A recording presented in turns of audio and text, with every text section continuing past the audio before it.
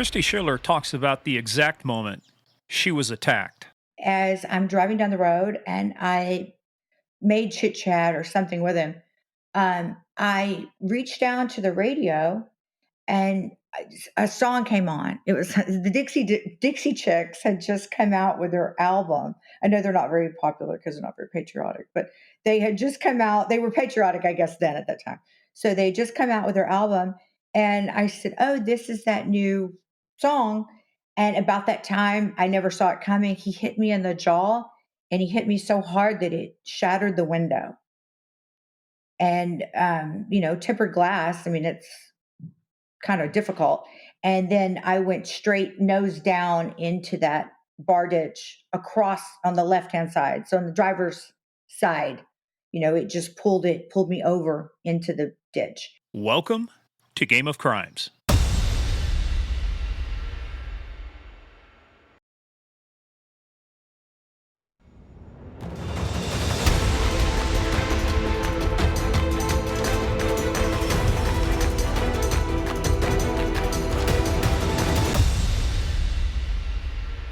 Welcome back, you players, you playerettes, you studs, you studettes, and anything in between. We welcome everybody to Game of Crimes. I am your host with the most, Morgan Wright, and the host with the least, Steve Murphy here. Everybody calls me Murph, and it's also Stud Muffin.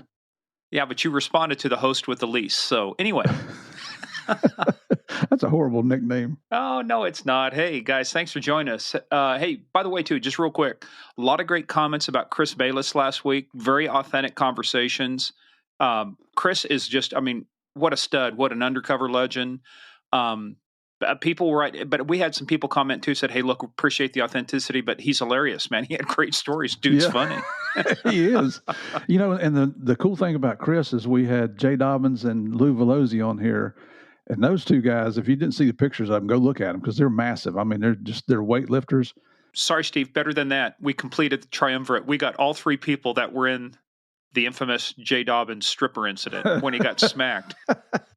Yeah, but you know what? Lou and Jay, when they talk about their hero, they talk about Chris.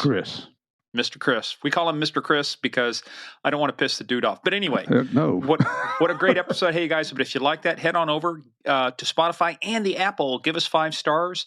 The ratings really help us out. Also, head on over to our website, gameofcrimespodcast.com. You're going to want to go there because when we talk about this next episode we have coming up at the end, we've got a lot of great pictures on that one. And our book list is there. Make sure you go look at the books.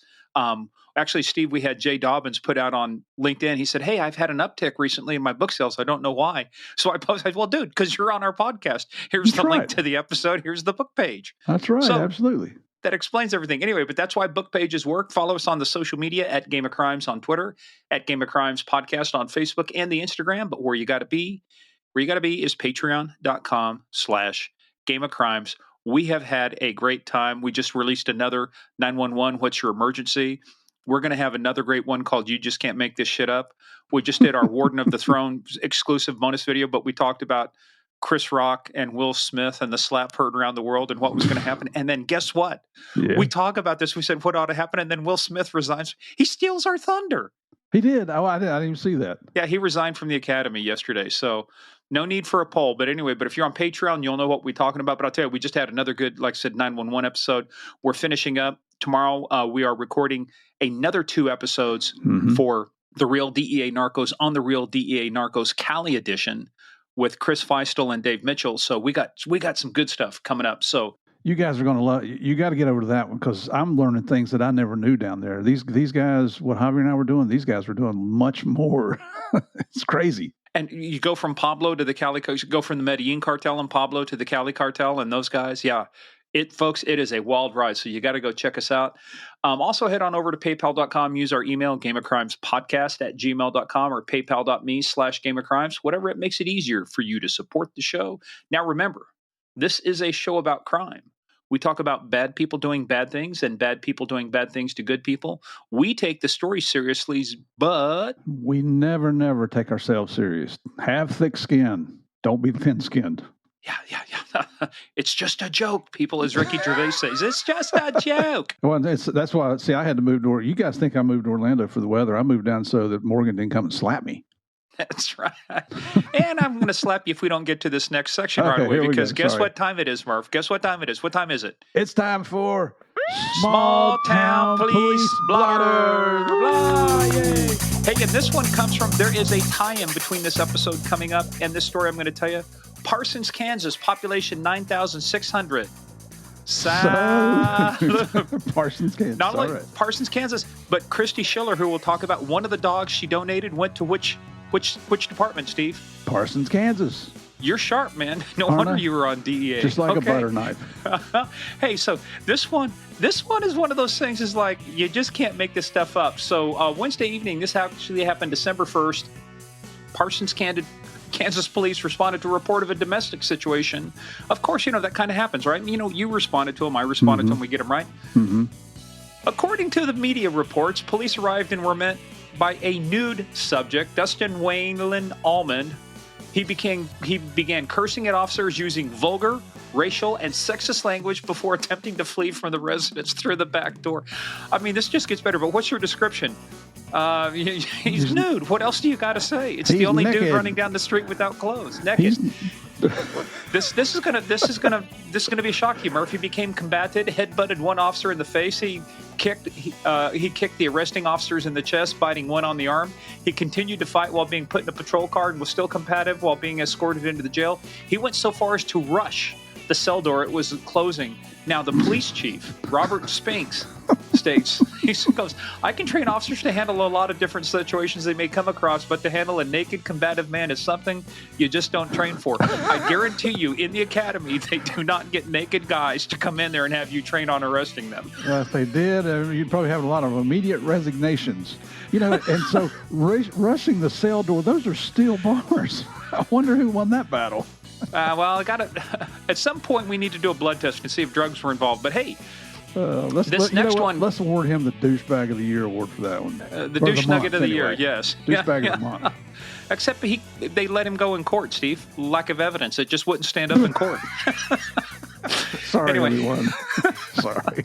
Anyway, this next one comes to us from Unalaska, Alaska. At first I thought it was Unalaska, and I had to check. No, it's Unalaska.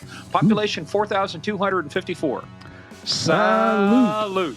All right, this is a suspicious person activity call from, I think it's December 7th, so it's going to be kind of cold up there. A twitchy bunkhouse resident claimed, among other things, that his housemates had been removing his fingerprints from framed photographs in order to incriminate him in nefarious crimes. An officer... Here comes the understatement of the year. An officer advised the man to better secure his personal belongings and suggested that reducing illicit drug use might also reduce his paranoia. That was an investigation that was completed very quickly. Holy cow, what idiots. And Steve, this next one. Who are the nicest people on the planet, at least in North America? Who are the nice people? In Canada. Everybody knows that.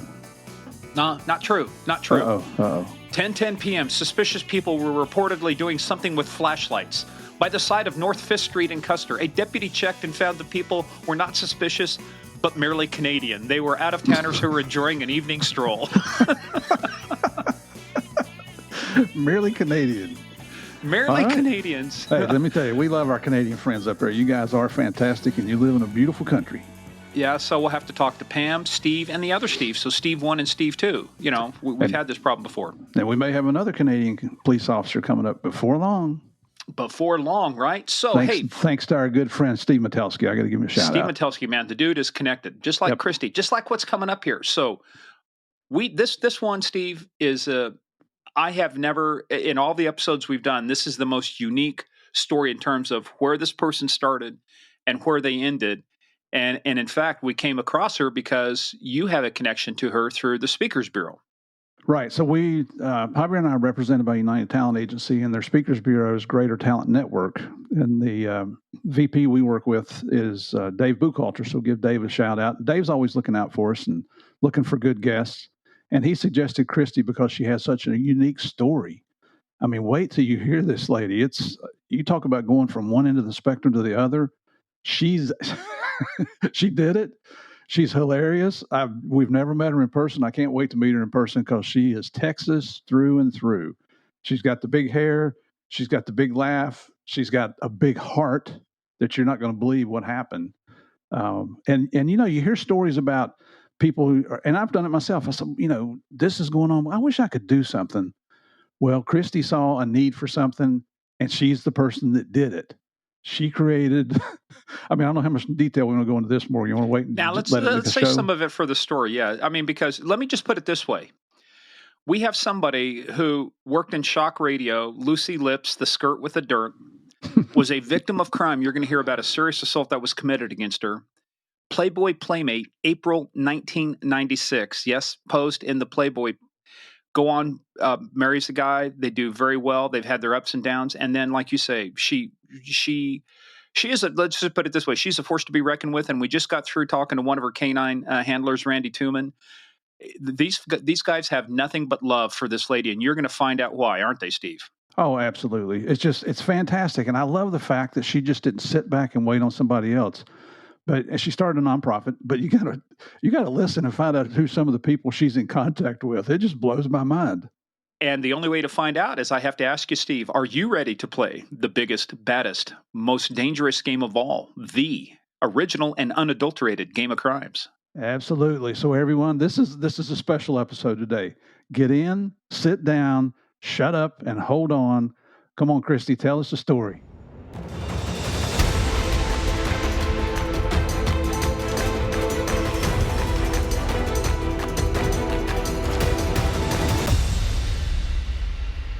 All right, you players, playerettes out there, this is going to be an interesting episode for a couple of reasons. I guarantee you've never heard a story like this before.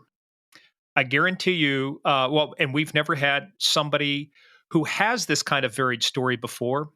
And the other thing, too, is she's a Texan. I don't believe we've had a Texan on here yet, Murph. So, you had Javier on there. Well, he doesn't count because he was first. He's from Hebronville. Hebronville, that's right. So, well, this is our first female Texan we've had on here, so we can create the category. So, hey, let's quit wasting time and get to this. Welcome to Game of Crimes, the fabulous, the one and only, the queen of the internet, as you shall find out, Kristi Schiller. Hi, guys. Hey, Kristi, welcome. Thank you for having me. I've so been looking forward to this. This is it's an honor for us to have you on here. I can't wait for our listeners to hear what you've been through, but what you've accomplished in your life, because it's like you are our backup units in law enforcement. So I'm going to leave it at that, and we'll get through into this interview, and everybody will understand at the end. So an honor to have you here with us. Yeah. And we're going to talk about what you currently are doing now in a little bit, K9s4COPS. We're also going to talk about K9s4Kids.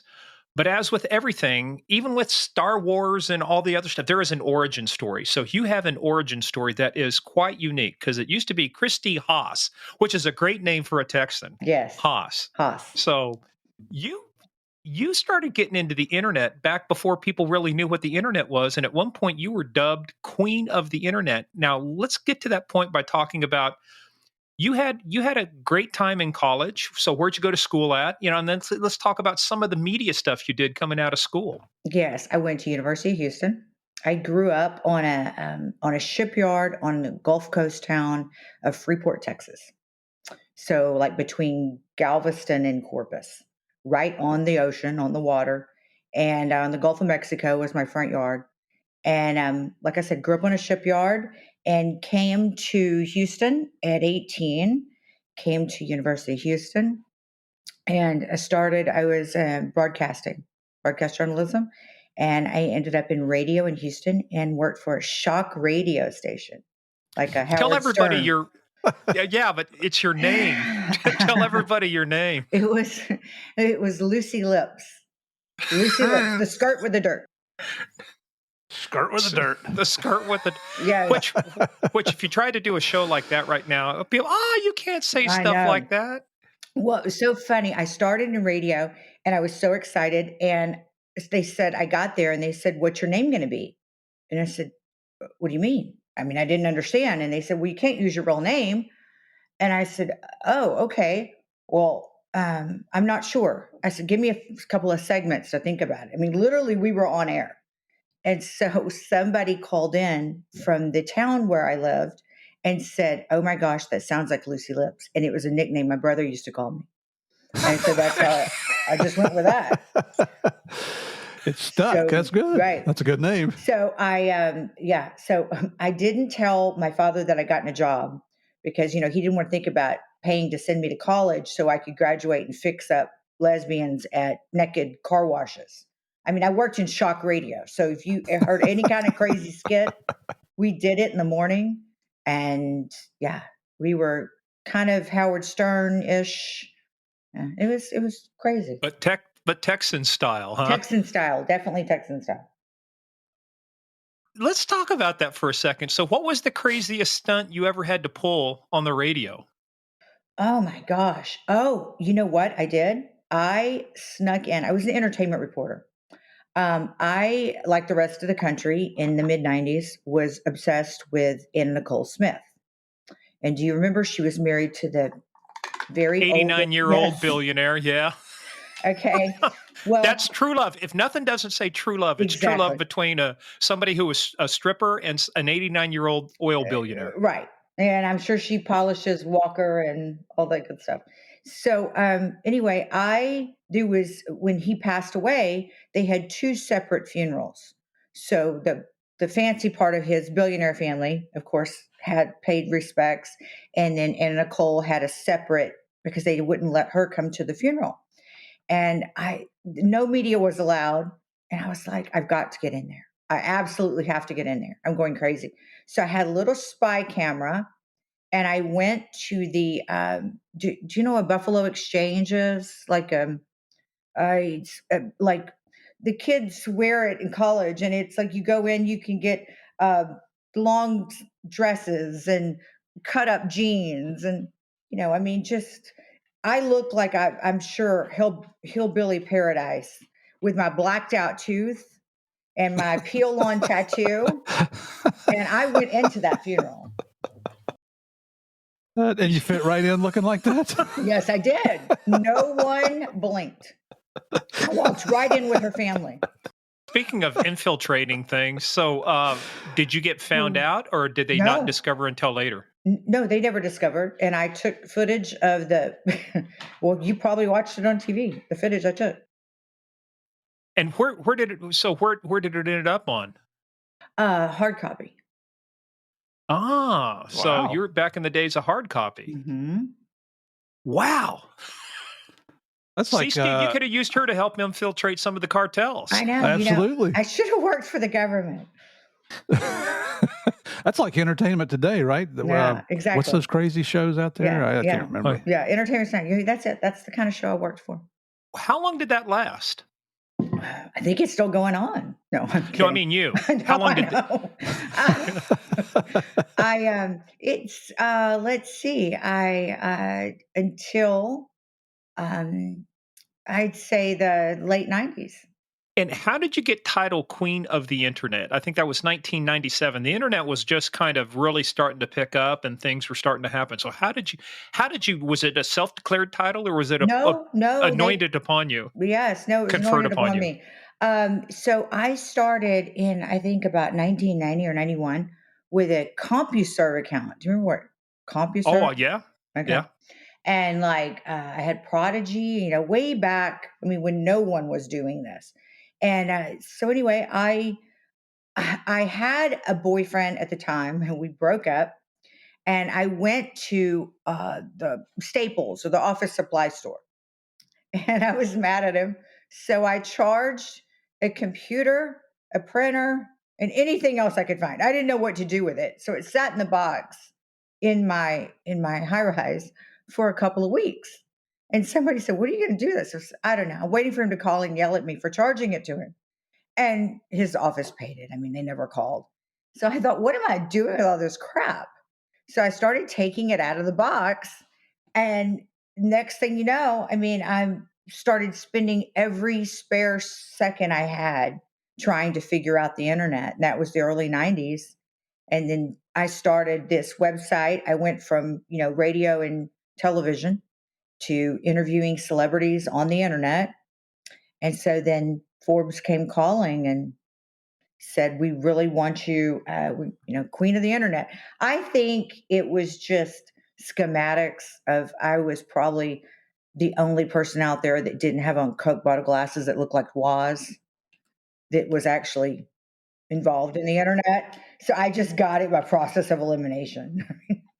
So, who are some of the famous celebs you got time with for your website? Oh gosh, it was a hot minute ago. Were these movie stars, musicians?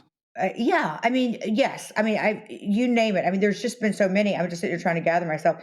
You know, Bob Dylan, Jacob Dylan, the Wallflowers, Hootie and the Blowfish, Wait a minute, Green Bob Day. Dylan. Mhm. Let's talk Cool. Bob Dylan. Did he talk like this? And did he Yeah, always talk like? I don't get Bob Dylan. I'll go ahead and say it. I don't get it. I don't get the draw. I don't get he sounds all gravelly, like he's, you know, I don't know, like he's stoned all the time. I don't get it. I don't get the draw for him. Bob's a triple multimillionaire, so somebody gets it out Yeah, there. no, I mean, no, somebody way outside of my pay grade. Yeah. But every one of his songs sound just alike, like he's gargling with sand. But he's written a lot of songs that other people have recorded too, Yes, so he it's has. amazing. It's yeah. But but but see, that was something that was kind of foreign to people back then. What blogs were like web blogs, they finally became blogs, but you had websites, you did this. What did you do during that time? So how long did that last? Was there a natural progression for you to go to something else? Or was this like when they dubbed you Queen of the Internet, did you think that there was going to be this huge, pot of gold at the end of the rainbow because you were on the web first? No, gosh, no, no. Put it this way. So I worked for a company. I worked for two different companies in broadcasting in Houston. And after I would get off the radio in the morning, I would go and I worked for a company called Metro Networks. So anytime you got a report from a helicopter in the air in a city, that was us. And so I went to work there, and a friend of mine that ended up being known globally, but was just my friend then, was Mark Cuban. So he came to me and he says, "Hey, I have this idea." And, there was just a little secular couple of us nerds that would sit around and talk internet stuff. And Mark would sleep on my couch and he said, "Hey, listen, I have this idea." And he said, "I'm going to do it." And it was called AudioNet. And I remember going, I'm going to date myself, to the Ecker Drugs and getting the little plastic binder with the 97 cent that you just put over like your book report. And we Yeah. put that over his business plan. And I said, "Look, you need to show it to my boss, the chairman of this company, because we're syndicated in all these different markets." And I said, "Now, what is it your company's going to do again?" And he said, "You'll be able to hear the Hoosiers on the internet." I said, "Wow. Okay. What's a Hoosier?" I mean, I'm all in. I'm all behind you. I love you. I'm your team, but I just what am I rooting for? What is this again? What does a Hoosier do? And he goes, "The Hoosiers basketball." I go, "Oh, okay. I don't know." So What the Aggies was it? yeah, no, well, I'm just not a super sports person. So I take him to my boss, and we're sitting there, and I said, "This is my friend Mark, and he's got this idea." And he proceeds to tell him the story. And I said, "It would be so great because you're already syndicated and you just call everybody and have it dropped in." And he looked at him and he says, "I hope, what is this called? The information super freeway or whatever." He says, "I hope you're not feeding her a line of crap. She's a great employee." And he said, "This internet thing's a flash in the pan and it's not going anywhere. So y'all wasted enough of my time." Here's a quick lesson in history. Do you know who passed on buying Bell Telephone because they said it's a passing fad and it wouldn't amount to anything? Who's that? Was Western Union. Oh, And who's out of business now? Who Yeah. sends Yeah. telegraphs anymore? Yeah. yeah. I mean, what are we going to do with this information superhighway, this freeway? How do you get on it? How do you get And off of this it? guy, the chairman of our company, was the ultimate. Now I think of Mark as one of the ultimate entrepreneurs, but at that time, this man I really idolized as an entrepreneurial spirit. And so when I was in tears by the time he embarrassed me in front of Mark and just said, "You decide as a joke, no one's going to listen to it, and it's going to be gone in a year." So I'm hysterical. I'm so upset. We leave, and Mark says, "Hey," he says, "You want to get his attention? You want to get even with him?" And I was like, "Wow, Yeah. And Yeah. he said, yeah. He said, go register his company on the internet. Okay. So I go over to register.com and it's not registered. So I registered the company and I get a phone call a few months later demanding their domain because they were going public. And I said, oh, well, you don't really need it because it's a flash in the pan, right? And he said, we want it back. And I said, it's for sale. It's not on sale. Yeah. Oh, I So- like that term. It's for sale, but not on sale. So Right. can you disclose without violating NDAs what the asking price? Six figures. Oh my God. Wow. So way back then, That was huge. huge. Shrewd lady here. All right. So yeah, I've watched the internet kind of evolve, and I often kick myself because Mark said after that day, "Come work for me," and I said, "Well, what'd I do?" And he goes, "I don't know." He goes, "I only have 2 other employees," and I'm so stupid. So I went to my a dear friend of our families, and I said, he's going to hire me, and he's going to give me stock, and that sounds like super official. And he said, no company will ever go public associated with the internet. This is a different friend because he said people just don't get it. There's nothing tangible. He said, so half of nothing is nothing. Do not take that job. And So that's how I ended up in law enforcement. No, I'm kidding. that sounds like one of our stories. Oh my. So to this day, when's the last time you talked with Mark Cuban? A couple years ago, I ran into him, and he's got a beautiful family. He and his wife Tiffany and live in Dallas, and they have 3 little girls. And he just, you watch on TV. He's doing great things. Do you ask him, hey, say, look, thinking about that job, I'd like to start. Can we do it retroactively? Yeah, exactly. Some stock? Yes. Yeah, I'll tell you what, you're right. There are these people who they got it back when nobody else got it. And he turned, listening to the Hoosiers over the internet turned into, what's he worth? He's the owner of the Dallas Mavericks. He's on Shark Tank, Yeah. He sold that for $9 billion. Wow. $9 billion. Yeah. I was kind of hitting myself. But, and it goes with the same people too who got out of Apple early. They said it's not going to go anywhere. They sold their shares, and Microsoft, Walmart, same things. Walmart. How about those people? If you'd put $1,000, I think in the early 70s in Walmart, you'd be something worth like, I don't know, $10 billion today.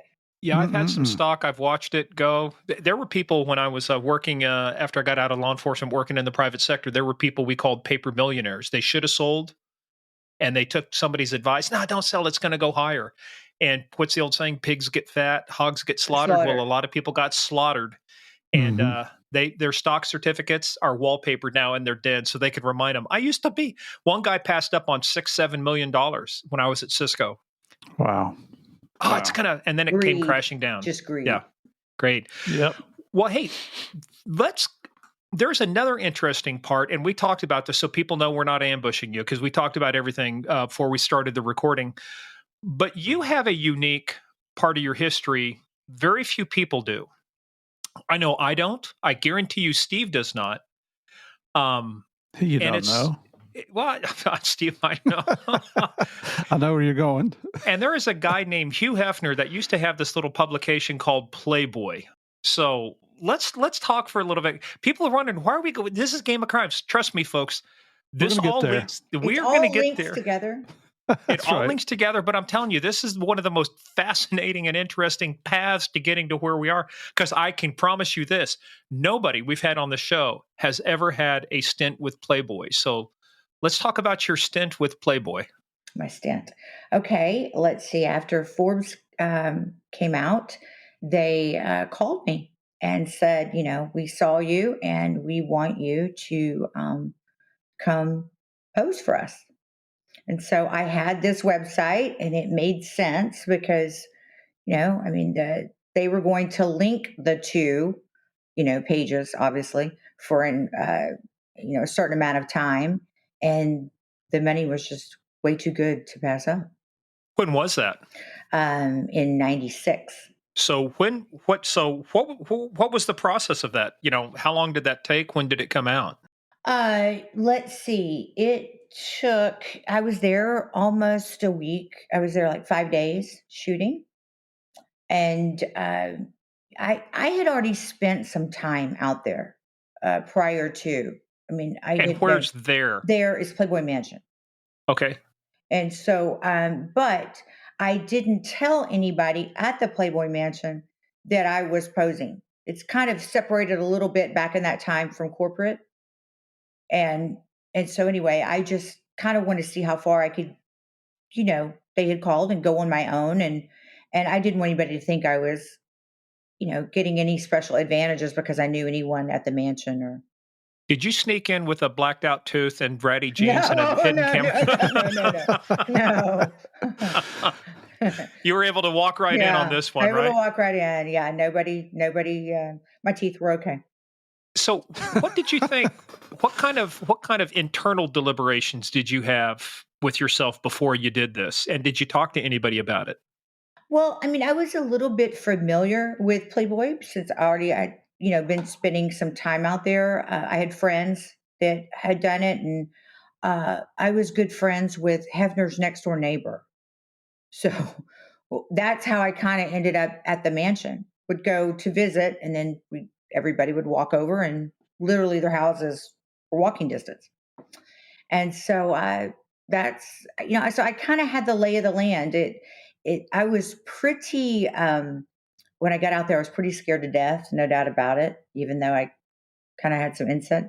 Arnie Freytag was the photographer, and he was absolutely amazing. And you think of how it's going to be. Like I had this image of how I thought it was going to be, and then you get there, and it is. Well, first of all, you're in hair and makeup for hours, so you get a little bit relaxed doing that. Familiar with everybody. There's probably 25 to 30 people on the set, and somebody is behind each light or a light bar or a scaffolding or something like that, or somebody's holding a sheet, or it is the most professional, well-oiled machine. And you don't even, it's just so professional. And they ask you, do you want everybody to get everything set up and then they can step out, everybody but the photographer, or who do you want to be in here? And look, by the time you have all these notions in your head, and then by the time you set a couple of hours with these people, and then you're on day two, you're like, shit, I don't care. They wear you down. Invite your friends. You know what? Invite your family. Well, not to mention how many millions of people are going to see the magazine when it comes out, right? Exactly. Yeah. I'm like, oh, cool. Well, but the other thing too, most of these folks, they've been doing it for so long. To them, it's not like it's a purient interest thing. Where like, hey, look at me, I'm looking through a hole in a fence and I can see the neighbors sunbathing naked or anything. I mean, these folks have been doing this. To them, it was professional. I mean, I think that's what distinguished Playboy from Hustler and some of the other ones is the professionalism, of what they did. Not that I ever read a Playboy in my day. Don't lie. You don't read. You get Playboy. You didn't look at Playgirl, did you? No, and Steve, you definitely were not in Playgirl either. So back to our regularly scheduled podcast with Kristi here. I know. Yes, I do. So when did your issue come out? What month were you and year? I was April 96. And did your parents, friends know about it before it came out? No. So, it's funny you say that. No. So, I told my mother first, and then I remember we got my dad to the city, to Houston, and he came to see me, and I must have looked like I was about to throw up. That I just said I have to talk to you, and he's looking at me like, what in the hell could be going on? He was very confused. And he's like, are you sick? And I said, well, I'm gonna be. I said, but no, I mean, no, I'm okay. And so anyway, I ended up telling him, and he was like, okay, that's it. And I was like, yeah, I mean, but when you grew up in a small town, you think that everybody, and a lot of times they do know your business, but it's different than if you grew up in New York City or, LA or, I mean, a small town, you could know potentially a lot more people in a small town than you would a large town. I guarantee you that's the case. I grew up in a small town. The town was so small. I tried to buy beer one time when I was a senior in high school, and I wouldn't turn 18 till I was a freshman in college, but I thought, hey, I'll try it. The Lions Club calendar had everybody's birthday on there. The guy looked at it and said, yeah, hey, come back in 8 months, buddy. Everybody. Cupcake. Yeah, cupcake. Come back later. That was my great experience trying to buy beer as a Ute in the great town of Chapman, Kansas. But yeah, small town. Everybody does. They know your business sometimes even before you do. Right. You learn a lot of stuff. But so it came out, no big deal. What happened after that? Did things change for you? Did you get additional offers? Anything come in because of the pose? Yeah. I had some different TV opportunities and things like that. Went to out to LA to test for some different talk shows and all kinds of fun stuff. I think people were still trying to kind of figure out the vibe of the internet. What are we going to do with this? How do you monetize it? How do you take it to the next level? And then, lo and behold, I guess it was 99 of June. I was having dinner with my family, and I was in my hometown. And I'd come down and had dinner with them and was leaving the restaurant. And a man approached me in the parking lot, not far from the front door. And I was sitting inside my car and I was listening to voicemails. And I was the very first parking spot right by the front door, right next to the handicap. And anyway, he came out and I didn't see him at first. And he tapped on my window and he called me by name. And which kind of took me back a little bit. But when you live in a town that everybody knows everybody, even though I hadn't lived there in 20 years, well, no, I hadn't lived there in 10 years at that time. I hadn't lived there in 10 years. I still felt like it was home. I mean, does that make sense? Yep. Yeah. Okay. And what town is this? That was in Freeport Lake Jackson, Angleton, Freeport Lake Jackson. Brazosport is what they call the area, Brazoria County. And so anyway, I I rolled down the window part way to see what he wanted. And anyway, he asked me how my family was and said that he had seen me having dinner with my mother. And his face just wasn't registering. Like I just didn't think I knew him. And, but was too embarrassed to ask, where do I know you from? Because I didn't want somebody to think that I was, a snob or whatever. And so anyway, he walks away. I finish listening to my messages. He comes back. And so then as I'm sitting in the car, he comes back again. And, in kind of, and I was telling Steve yesterday that the book that I have, the Gift of Fear, I had just read Gavin de Becker. Oh my God. It's a game changer. I will tell you, I don't want to interrupt you, but I will tell you that I have recommended that book to so many people, including women. There is a reason they call it The Gift of Fear, and he's done some amazing stuff. The Secret Service uses his mosaic profile for a lot of their stuff, so it's very interesting.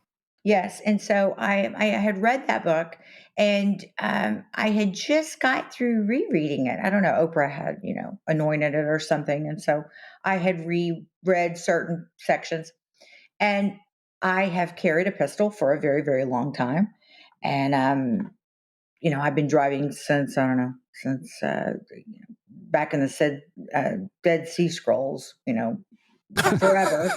And so I always had a pistol in a harness underneath my seat. Well, this man asked me to give him a ride and said that his friends were inside and that he had lost, he couldn't find them and that they were going to drop him off at his vehicle. And would I be so kind as to do that? In so many words. And, I thought about it for a second. I thought, this is not a good idea. But he wasn't that big.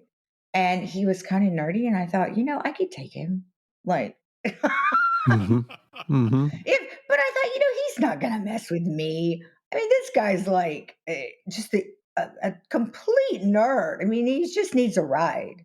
He's Hey, kind of Kristi, and real quick, give us kind of a physical description of the guy in terms of like, how tall was he? How much did he weigh? 5'8", 170-ish. Thick Coke bottle glasses. Not a really big guy according to Texas No, standards. no, not at all. So, I'm thinking to myself, I could take him. I'm like, but he needed to go like 2 miles away, or so he said. So, 2 weeks prior to me coming down there, I did not know this.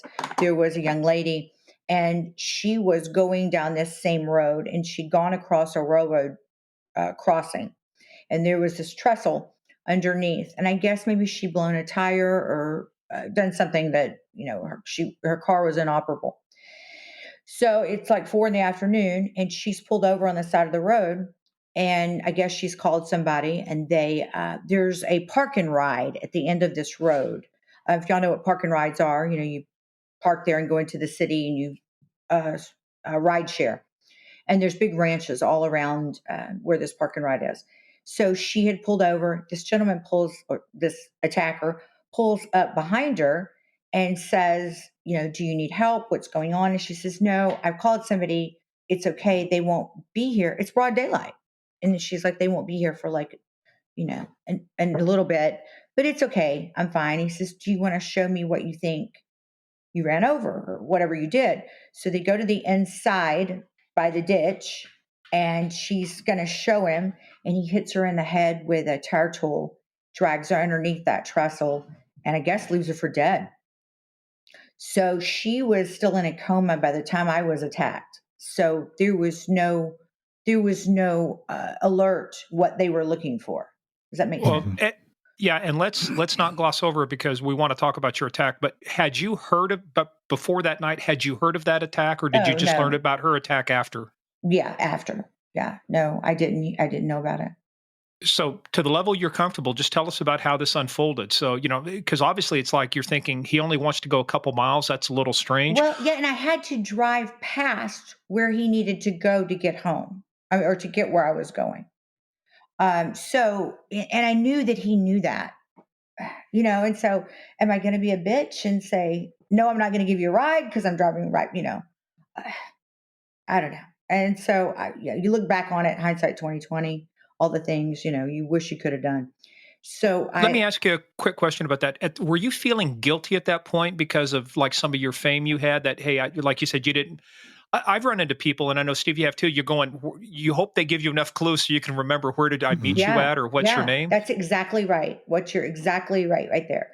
And so when they bring up seeing you on TV or seeing you somewhere, or they're talking to you in, call it fanboy voice, that was my biggest fear, that somebody's going to turn around and say, how arrogant and self-absorbed is she? She wouldn't even help anybody where she grew up. And psychologically speaking, I guess it's, most accidents and things happen within 5 miles from the home, because we kind of, treat that as a safe zone, or, whatever. So you race, you speed, you maybe stop at a stop sign or pick up strangers, whatever your shortcoming is. So I picked him up, and he got the car, and I remember we went over the same railroad crossing, going down this county road. And it did flash in my mind for a second, like, I'm kind of, unless you're from here, you're not really going to know this road. And I thought, this is kind of one of my more chicken fried ideas that I've done, but oh well, I'm just going to let him off, and I won't ever do this again. And as it was, I guess what we call them in Texas, bar ditches, real deep ditches for the water and stuff. When the rain comes in, it can carry it off. Yep. So bar ditches on both sides, ranches, as far as the eye can see. And then what they do on these bar ditches is, they put It's like a cement pipe. Do you know what I'm talking about? Like they lay it that you drive over that way it won't wash out. What do you call that? Well, The It's a drainage pipe. drainage pipe. But yeah, it's big in concrete, and they embed and it that's in where they those. have the roads that come across that lead to the property and stuff. So that you Yes, drive over. It's like a mini bridge. You drive over yes. that to get to your property. Well, so as I'm driving down the road and I made chit chat or something with him, I reached down to the radio and a song came on. It was the Dixie Chicks had just come out with their album. I know they're not very popular because they're not very patriotic, but they had just come out. They were patriotic, I guess, then at that time. So they just come out with their album, and I said, "Oh, this is that new song." And about that time, I never saw it coming. He hit me in the jaw, and he hit me so hard that it shattered the window. And tempered glass. I mean, it's kind of difficult. And then I went straight nose down into that bar ditch across on the left hand side. So on the driver's side, it just pulled me over into the ditch. So I was just, I mean, my bell was rung. I couldn't what the hell was going on. And anyway, but at that point the fight was on. And so I reached underneath the seat immediately to grab the pistol, and it was empty. And I realized I'd had my car detailed the afternoon before, and I'd taken it out and just never had put all this stuff back. And you know what? I'm glad. I'm glad I didn't, because at the end of the day, it was me versus him. And yes, he ended up in prison, but he's still alive. And could I have done it? Absolutely. But I've taken a lot of training since then. And a lot of things make sense that, I mean, I carried, but I had no tactical training. I had no law enforcement training compared to everything I have now. And I'm just, that book is what saved me. Gavin DeBecker's book, The Gift of Fear, because now all of a sudden you realize, what do I have within arm's reach that's going to help me? I can scream. No one's going to hear me. I mean, the next closest house is probably a couple of 100 acres away. You know, he knew the setup. He knew where he wanted to take me. So I ended up fighting, and we cracked out the windshield, the moonroof. It was completely on, and I felt what I felt like warm and bloody coming down my face, and I thought, is he stabbing me? Because a lot of times, they'll talk about when you get bit by a shark or something, you don't know it till like you get out of the water because your adrenaline's going. Well, needless to say, my adrenaline was going. So I thought, does he have something and I just can't see it? Where is all the blood coming from? Well, what had happened is, of course, your face is the most, vascular and vein and thin. And so the shards of the glass that was coming off, where we were fighting, was cutting my face. So that's what was causing all the blood. So I realized I was kind of losing the fight. And I thought to myself, what can I do? And I offered him my watch. He didn't want a Rolex. I thought, okay, so true what they say. It's about power. It's not about money. It's not about anything else. And so I said, but this point, I know he has touched everywhere in that car, because it looks like Evander Holyfield and Mike Tyson has gone 20 rounds in that car. And I thought the longer I went that I didn't see a weapon, that I may be okay. I mean, in that aspect, that he may not have a gun because I didn't see one. So I didn't want to tell him that I reached for mine and that my intent was to use it and it wasn't there, because at this point I figured I probably needed to play the victim a little bit longer. And I told him, I said, I don't know why I thought about the little kid from Jerry Maguire. Remember, the human head weighs 8 pounds? I looked at this guy and I said, look, here's the deal. I needed to get air. I just needed to stop because I was losing in the aerobic department, in the air. I just didn't have enough air to keep going. And I said, look, you're going to have to kill me. I said, so how are you going to do it? And he said, what? And I said, I talk for a living. I talk a lot. I know everybody. I said, so you look, and he was trying to kill me with a scarf that I had, like he made it into a thing so I ripped it off and I started wiping the dash as if, the other 400 prints in the car is okay. And I said, look, we have to wipe this off. I said, better yet, we need to get out of the car because I said, there is 67 gallons of blood in the human body. There could be 2. I have no idea. But the more data that I gave him, you could see that his head was hurting. Like, this is not the script. Shut up. And he started saying, shut up. And I said, yeah, so there's 67 gallons of blood.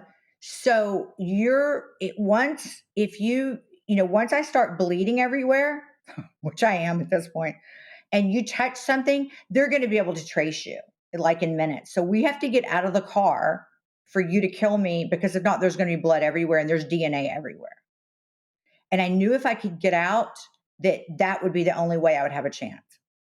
And so we're on an incline in this ditch because I've gone down, nose first. And I'm in a huge SUV, Lexus, the, what am I talking about? Land Cruiser? Yeah, like the GX 400 or something, or 450 or something like that. Yeah. And so, so we're fighting inside that. So the minute I stop and as I'm talking to him, I'm reaching up for the handle and I'm just going to flip it open and kind of, Wonder Woman style. I'm in my mind, I'm going to flip out just like, and do a shoulder roll and come up in a, attack stance. Yeah. Somewhere across between the lady from the Terminator and Mary Lou Retton. Well, anyway, I fell and I broke my arm. Oh, I was such a dork. Anyway, I fractured it but I didn't care. I took off running and I just knew now I was away from him. Well, one thing I didn't know is on this little windy country road that we were on, this cut through road, I realized after he got me on there that, in other words, nobody comes through this road. And again, unless it's there, but there's a curfew in my county where I grew up. And it's, I don't know, like the weekends, I think it's, I don't know, like 11 o'clock or something. So anyway, a woman had not followed us, but a woman had come up right before I hit the ditch. And I never saw her behind us.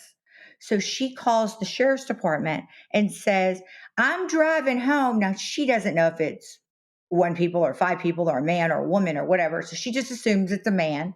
And she says, I'm behind this man on County Road so-and-so. And I think he's drunk because he just was driving along fine and he just went off in the ditch. And, she said, maybe he had a heart attack, maybe, dodging a pig or something, but she says, y'all need to come check it out.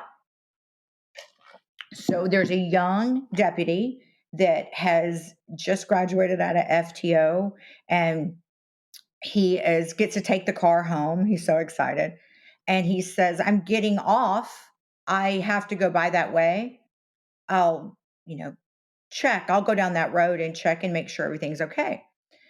Well, as I'm running down this road, here I am, this girl with long blonde hair and no clothes on and high heels, and I'm covered in blood. And I'm running down the center of the highway, and here comes a car. And I'm thinking, okay, it seems like it's going fast. It must, and it has high beams, but it's got no red and blue lights. It's got no siren. So, it's 10:30, 11 o'clock at night. So I'm thinking it's a second person coming to kill me. Maybe that's going to be the guy that's going to come pick him up, or I don't know. I just see this car. I don't know it's somebody coming to save me. Well, this the kid, as he sees me running, I'm sure he is completely, blown away. Like, what the hell? Well, he swerves to keep from hitting me. I, jump off and roll to keep from being hit. He goes airborne. He hits that pipe, the back to the drain drainage culvert. the pipe. drain. Yes, thank you. He catches the front of the cop car and it flips. They figured about 85, end over end, Wow. 7 times. Oh. Well, I keep hearing this crash, boom, crash, boom. And I'm like, okay, you know what? I still don't know it's a cop, but I know it's a wreck. But I'm only going to go that direction I'm only going to look that direction if I'm going that way, and I'm not, because the bad guy's that way. So I still keep running. And there is a little girl that is 16, and she is like in her dad's, Delta 88, some big, huge land yacht. And she pulls up, and again, I'm covered in blood, and I'm trying to tell her that there's bad people out here. And so she takes out her dad. She opens the trunk, and her dad has fishing waders, like those, the kind that come to the chest with the overalls. And so she puts those on me. And she has some of those orange, a box of those rags that they mechanics use. Yeah, the red rags. Red rags. Yeah. And so she's got those and starts like, trying to patch me up. Well, now here come the troopers. Here come, sheriff's deputies and jaws of life. They got to cut that other guy out. I still don't know that it's a cop. And the guy walked away from the scene. The bad guy. The bad guy walked away. So I asked them as they're loading me. Well, first of all, I don't want to get out of the car. Now shock's starting to set in. And so the troopers are on the side of the car that I'm inside of.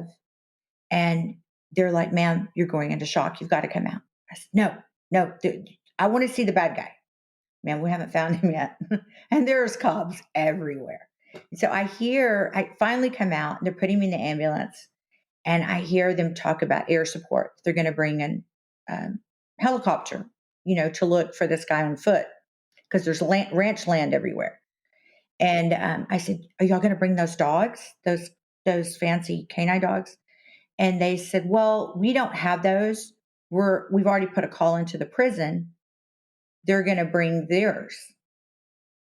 I'm like, okay. Well, I grew up down there. I mean, I know what the prison, bloodhounds.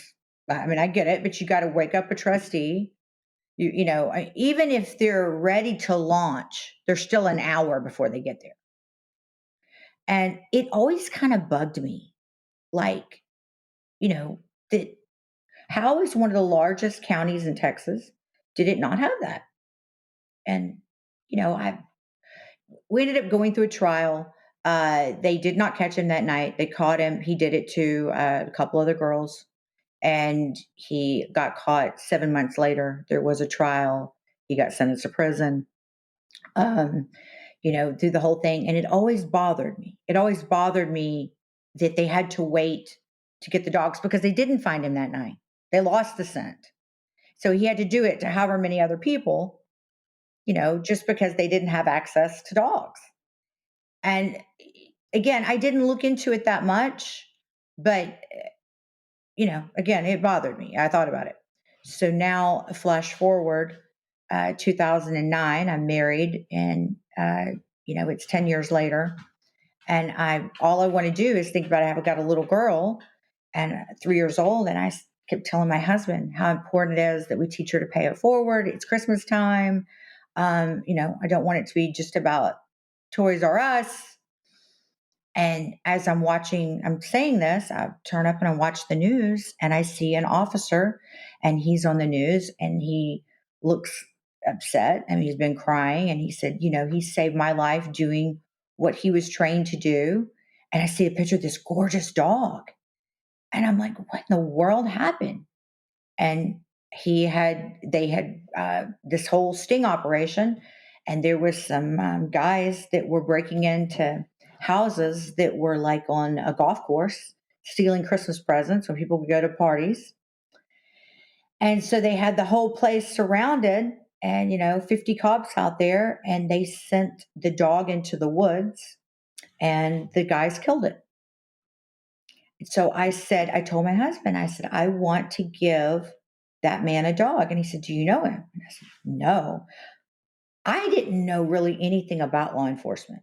I mean, I knew we had sheriffs and PD, but I didn't know Houston alone, there's something like 24 different entities, different agencies. And yeah, and I was blown away that if anything anybody needed wasn't in their budget. And Kristi, before we dive into that a little bit, let's tie off on the story because a couple questions I want to ask you about the attack.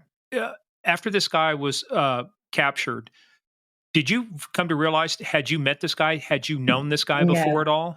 Okay. no.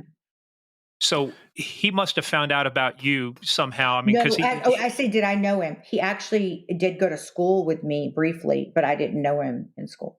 I tell you what, if as a father of a daughter, don't worry about you not having a loaded gun. I mean, I would have took care of business had I found him that night. But that being said, as a true redneck, what did this guy end up getting in terms of a prison sentence? Hopefully, it was life or something close to life.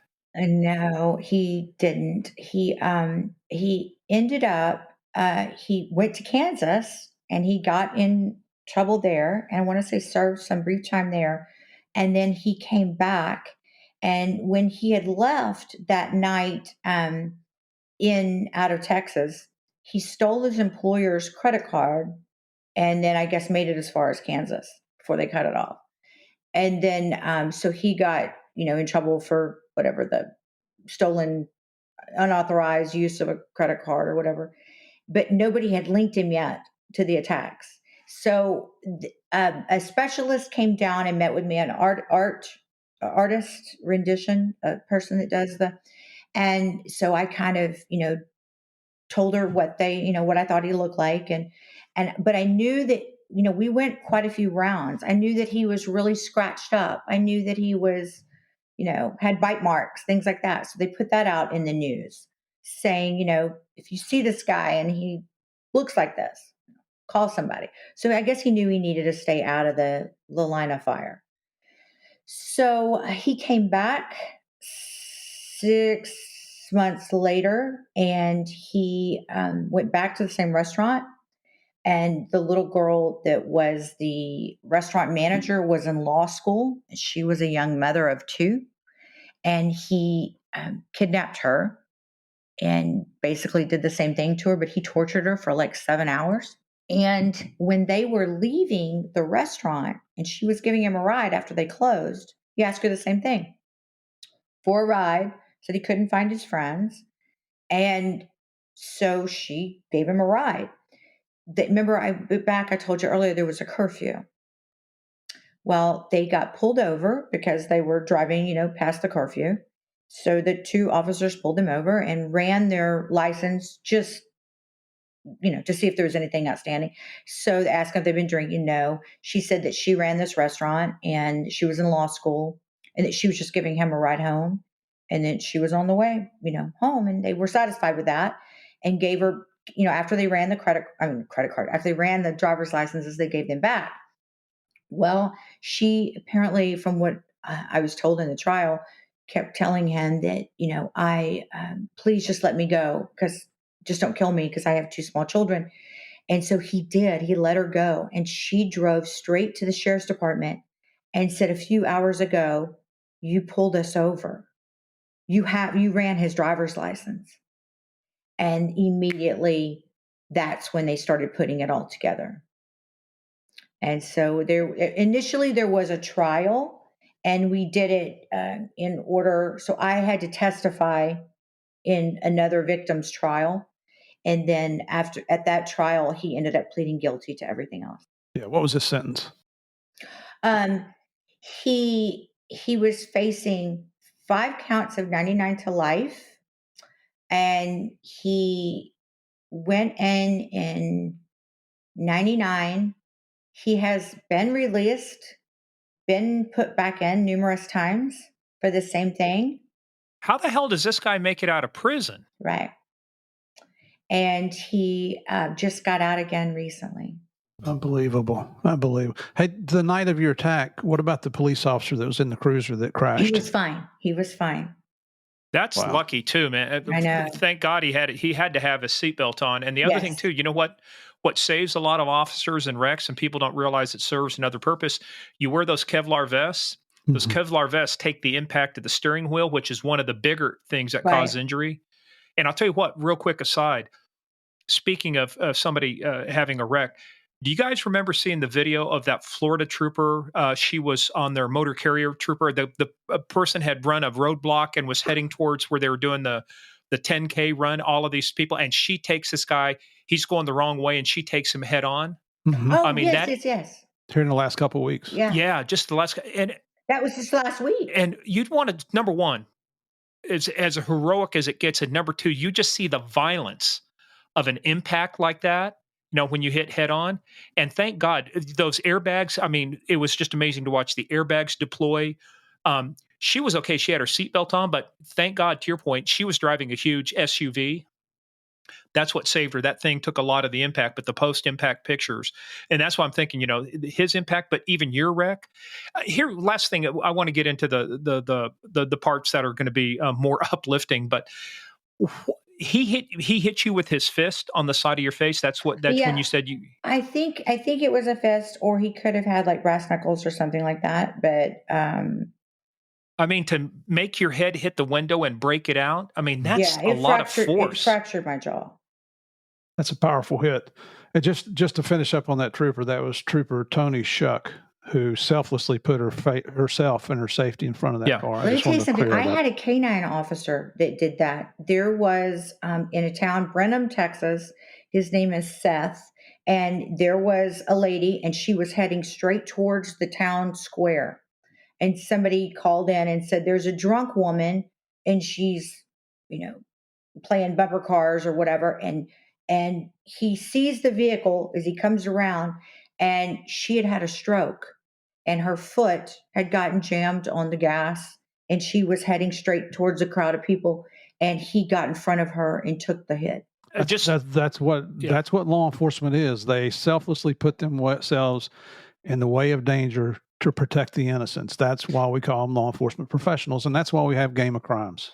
And let me tell you, these are the folks that do it for the money they get, that they are putting their lives on the line for people they have never met most of the time. Mm-hmm. People you've never met.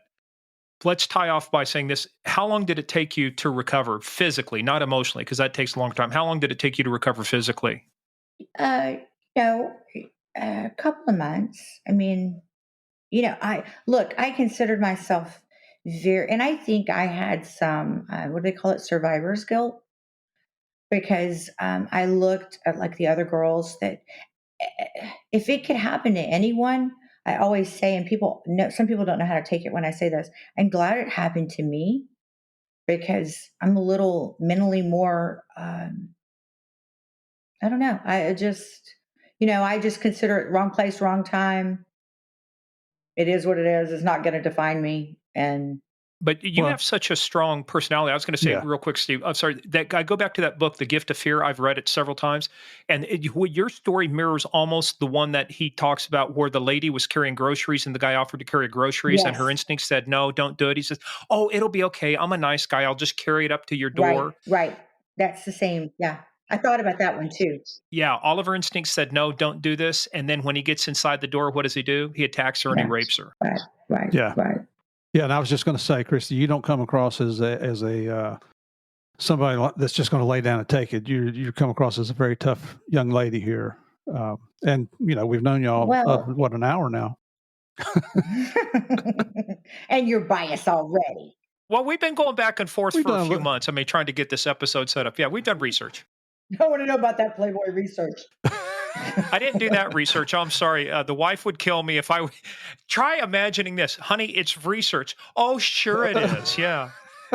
Yeah, right. I am not attempting to explain that one. However, I will tell you, and people thought I was crazy when I used to teach computer crime investigation. I'd spent a year teaching the FBI when they were getting what's called their CART team going, their computer analysis response team. I said, if you want to see where the latest technologies are going on the internet, You got to go see what the people in porn are doing, because they were the ones that started taking credit cards, starting having full motion videos on there, all of these different things that the web could do. They were creative because they were looking to get money out of you. And they thought, hey, you're just trying to, I said, trust me, just trust me. The technologies they're doing now, I can't get away with that now because I don't do any of those things. So it's like no research along those lines. But that being said, and myself having dug myself into an appropriately deep hole, let me extricate myself back out of it now. Well, we were just going to see how far down you'd go. Oh, dude, I'm halfway to Australia. I was going to say China, but I don't like China anymore. So I'm halfway to Australia, mate. There you go. So let us dig our way back out of that, because you had some formative things. This attack, obviously, the lack of dogs. You saw this story on TV about the officer. And let me tell you, having worked with K9 officers, and you've done it for a long time too now, Kristi, and I know, Steve, you have too. They're a member of the family. They live with the officers. They eat with the officers. They go everywhere the officer goes.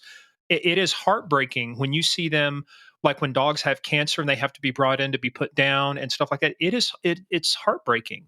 Mm-hmm. And you see it. But this all led you to you've had a lot of stuff, like your husband was in oil. You guys have, you've done all of these big things. You've lived the high life. You've had fancy things. But I think if I could put words in your mouth for a second, all of those things kind of are not in the same league as you getting on this mission to say, I'm going to do something about this. Absolutely. Police officers have to have dogs.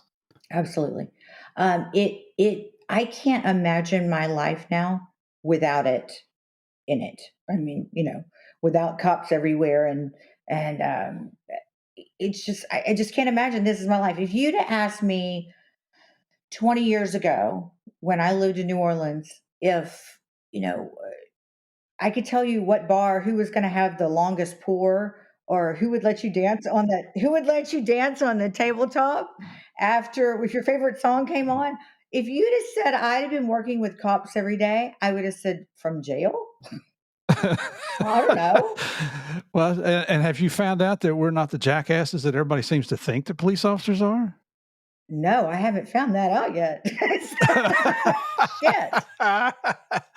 Well, and just before we go any further, I just, you sent us your bio, and thank you very much for sending that. And you're talking about paying it forward to your husband at Christmas time. Now, that was, where did you come up with that? Instilled in you at a younger age? I mean, where did you come up with paying it forward? So my family was always extremely philanthropic, and we were always just very charitable. I started my first charity when I was still in high school, and my father he was really known where we lived for being very charitable. And so, if you have, you do. And I love that. When I realized that due to budget cuts, that people that are paid to protect me, maybe can't do their job well because they don't have all the tools they need, that got my attention. And it wasn't only being philanthropic with cash or donations, it was also with your time. Oh, it's their time. Absolutely. I think your time is the most important thing people can give you. Well, except with you, it's more than your time. Lady, you are more connected than a box of Legos. I mean, you have got... Have you ever stepped on a Lego at 3 a.m.? Yes, I have. We've got kids. I'm sure that's what it feels like being married to me at times. When I walk in and go, hey, I had an idea. Because shut up. Well, by the way, that's the most the most dangerous man in the Army is a second lieutenant with the map and compass. The second most dangerous man in the Army is a first lieutenant who says, Captain, I have an idea. But military joke. But no, but your connections. I mean, this is the other thing. You've a lot of these connections from the Mark Cubans of the world, from the governors, from the other folks like that. All of these things led up to this. I mean, I think this is one of those things, is that if there was somebody who was destined to put something like this together, it had to be you, because you had all of the things you built over time, your connections, your time. So let's talk about that. What was the process like of starting? How did you come up with the name? And how did you start this whole thing? I mean, at some point it's like pushing a boulder up a hill, but you just got to start doing it. How'd you get started? Right. So I started, basically looking. I was watching the news that night, and I'm in tears. This man's in tears, And I told my husband, I said, look, I want to give him a dog, or the department, or however that works. And I said, so let me find out, where this guy works. So I called the county judge. I called the Secretary of State. Because if you call 5 people at once, in my mind, shit gets done a lot faster than if you just call one and they say, hold on, let me call a guy. So I call the governor, the Secretary of State, the county judge, the former county judge, a federal judge, and I'm retelling the story. So I don't really know the whole story because I kind of came in late to it on the news, but I'm crying and I'm like, and then his dog died, and he looks like he's my age, and so he's probably going to have to go home and tell his little children that Fido is not coming home anymore. And in my mind, as I just kept retelling it to everyone on the phone on Christmas Eve, because no one else has anything to do on Christmas Eve except take my phone call, right? And so I remember the Secretary of State saying, your dog died? I said, no, pay attention. I said, the dog I saw on the news. I said, so I think they're like $1,000. I don't know where I got that number. I said, but I'd like to buy them a new dog. So then I called the county judge and I said, I'd like to buy this department a dog. And he said, do you know which one it is? And I said, he had on a dark Navy uniform, and I think it was like a silver star. No. It was a bronze. No, it was gold, maybe. Yeah, it was black. It was a black uniform and it was gold. And he's like, really? I said, yeah, okay. Well, I don't know. How many dogs die? Like, it was like a lead story. Like, whose dog died? It's cops or sheriff. Well, it was constable. And where I grew up, constables, delivered rent evictions and divorce papers and things like that. In Houston, it's huge. I mean, like, one of our constable units is like 1,000 officers. So anyway, this was a constable, and he lost his dog. So Governor Perry told me, he says, look, he said, that department that lost the dog, he said, they have a lot of money. It's kind of an affluent area. He said, so they don't need the money. What? What do you mean they don't need the money? And he goes, well, they don't need the money. And I said, Warren freaking Buffett needs money. I've never heard of anybody say, especially that runs a government entity, that, nope, we have all of the money we need. We don't want any more. No, you never say that. No. And so Rick said, okay, well, just send a check to my office and we'll find somebody good to get it. I said, no, I don't want to do that either. I said, I don't know what I want to do, but I'm going to figure it out sometime today. So the county judge calls back and he says, look, you can't decide if you write a check to that department unless they have a fund set up for a K9. You can't, it goes into a general fund. You can't decide where that money is going to go. Okay. Well, they need to set up a K9 fund then. And he said, well, that takes time. I mean, they have to get all that approved. They can't do any of that half-cocked. It's such a big county. They have to go through and have all this approval and blah, blah, blah. And so then they'll have to get approval from commissioner's court that they can have another dog. I said, but their dog was killed. They need the dog. And he says, yeah, but it could be a year before you get on the docket to have them approve it. I said, how often do they meet? He says, the first Tuesday of every month. I said, well, maybe they should up their game. If they're that long in the tooth and they're a year out, what the hell else do they do? Mm-hmm. And I got to tell you, sorry, Kristi, I hate to interrupt. The one thing I love about this is it takes somebody, if you guys remember that movie Tom Hanks was in, it was called Big, where he went back in time, or he was a little kid, but became a big, he's sitting in that meeting and people got these toys and he goes, I don't get it. It's not fun. You are the person that is the one that, I don't get it. I understand this is how you do it, but I don't get it. It is so screwed up. How do you guys get shit done? I told him, I said, let me get this straight. So my taxes go up and there's going to be one less person on the street with a dog. What happens to that man? They said he probably goes on desk duty. I said, is he in trouble? He said, no, he's not in trouble. But it's, again, it's going to take a year to probably get him another dog. And I said, but my taxes go up, but y'all protect me less. And he goes, well, I said, no, it's a yes or no. Well, I guess so then. I said, that is unacceptable. That is unacceptable. So I start looking around, and somebody said, just find a charity that gives police dogs and just donate to them and put it in whose name you want it to. It's like, okay, well, I could probably live with that. I start looking and looking and looking. There's not an organization in the United States that does this. So now I go to Lowe's, I get my map, and I get a Texas map, and I get all my little colored push pins and my little tags. And so now it's like a week after. And so my husband had asked me the day that I had gone on and on about paying forward. He said, what do you want for Christmas? Well, it's Christmas Eve. And I'm like, you had 364 damn days to figure it out. Well, he's going to the doghouse. I know. And he goes, well, why don't you just go pick yourself a pair of earrings or something? I said, because I don't want a pair of earrings. And so then that's how we started on the whole thing about paying it forward. And I didn't want, my daughter to grow up seeing dad saying 12 hours before drop day, what can we get mom for Christmas? When everybody could sit down and write me a letter. And my family cringes because I love stuff like that. And or macaroni art. I mean, frame that, do something that I can't buy somewhere. And so he comes in, and I've got this map on the wall, and I've got all these colored pens. And he looks at me and he goes, do I even want to know what this is? And I said, that right there is an ad for you should have bought the earrings. Because now we are starting a charity. And he's like, how did we get here? And I said, I don't know. I said, but the yellow push pins means they've gone 5 to 10 years without a canine. Red push pins mean they've gone 10 years or more. White ones means they're 5 or less, but they've got, and I said, John, some of these are in my county or close to where I grew up, and that they haven't had a canine in 20 years because they can't afford it.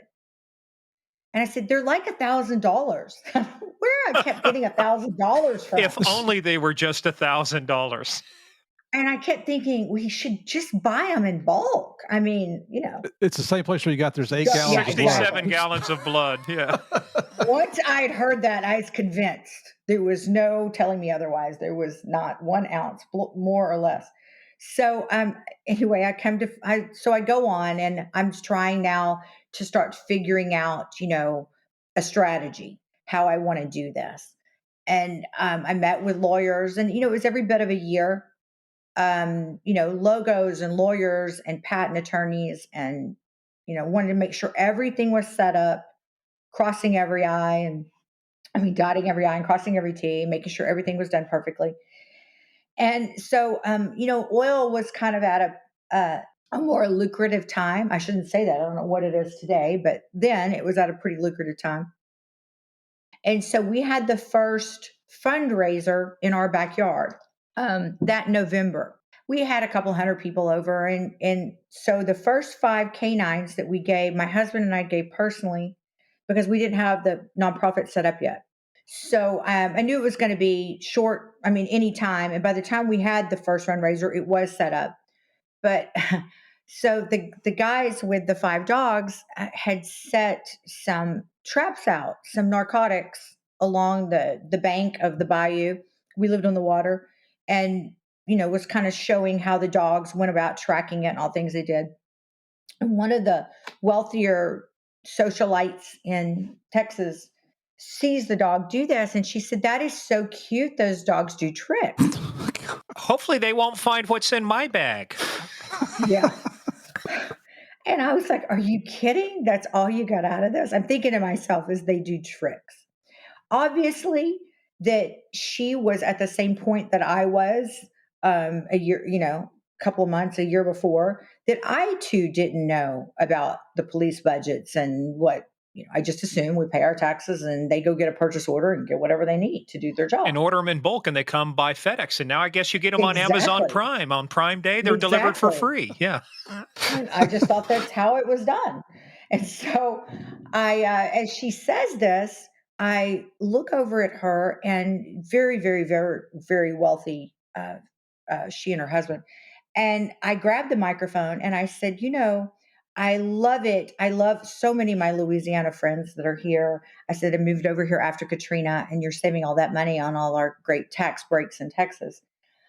I said, but as you are driving out to the FBO here to the private airport to get on your $75 million G5 to go to your $50 million home in Aspen, everything's fine and wonderful, but you kind of got to have to go through a few miles of a wonky part of town. It's definitely that very sketch part of town. And I said, as you're sitting there in your Bentley, and not that it's the most fabulous car, handmade car ever made, the top's down, you're on the phone with your chef telling them, how you want your cappuccino made or whatever when you arrive in Aspen. And somebody reaches in your car as you're sitting at that light and snatches your $1 million necklace. Now, you've got insurance. I hated that you lost your necklace, but now that guy is running in the middle of the projects, and he's got your necklace, and he's going to go hawk it for $2,000 or whatever at Easy Pond. There is a cop watching this. Now, he can go in there and chase after him. He's not going to get hazard pay. He's not going to get overtime. And your necklace is insured, and he's putting his life on the line to get your necklace back. I said, wouldn't it be so much easier with a canine? Like, we don't want the canine to get hurt, but we definitely, the main goal is to bring the officer home to his family or her family. And now all of a sudden the light bulbs start going off, and we raise $450,000 in 40 minutes. Holy cow. And I'm like, that's all it took was somebody turning on the light bulb. Oh. And did you come to find out real quickly that dogs weren't $1,000 a piece? Yes, I came to find out. My daddy used to always say, an education is what you get when you didn't get what you wanted. And I have a PhD in K9s, I can tell you that. Well, those first 5 dogs that you and your husband donated, who got those? What agency? Harris County and Harris County Sheriff's Department. And when I started, they only had, they are the 3rd largest sheriff's department in the United States. And I think I have about 6,000 officers. And they only had 2 canines. Wow. And one was 9, one was 10, and one had cancer. Oh. And they were still working it.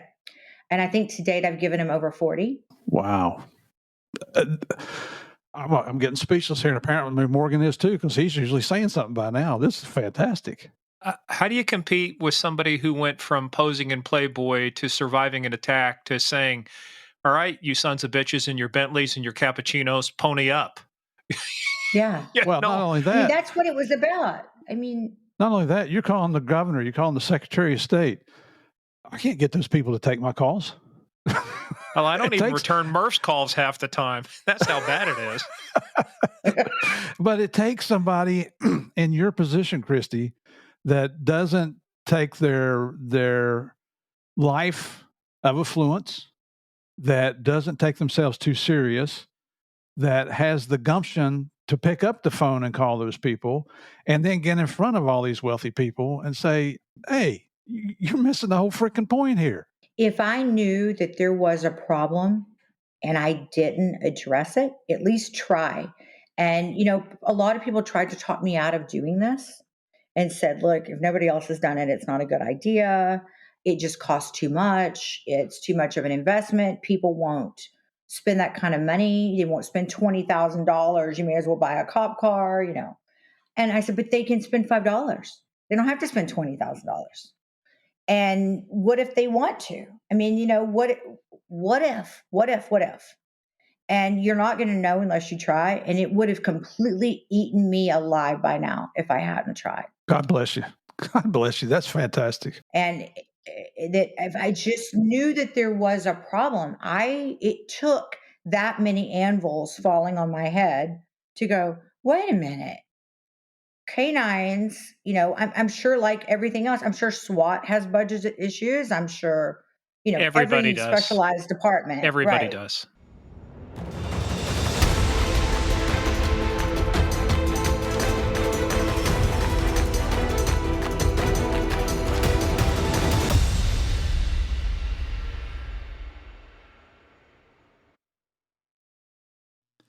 Hey, everybody. Thanks for joining us. That's the end of part one. Kristi Schiller from Playboy Playmate to K9s4COPS. What an interesting story. But man, the best is yet to come. So stay tuned for part two coming out on Thursday. In the meantime, go check us out at Game of Crimes on Twitter, at Game of Crimes Podcast on Facebook and the Instagram. And also go visit our webpage, gameofcrimespodcast.com. We've got a lot of pictures of Kristi and the gang and the dogs up there. Something you're going to want to see. Also, make sure you go visit us at patreon.com/Game of Crimes. We've got a lot of good stuff on there. New content coming out every week. Our 911 series and our other one, You Can't Make This Shit Up. Right now, fan favorites, people asking for more. So we're delivering more. So anyway, stay tuned. We've got part two coming up. Kristi Schiller from Playboy Playmate to K9s4COPS coming up on the biggest, baddest, most dangerous game of all, the Game of Crimes.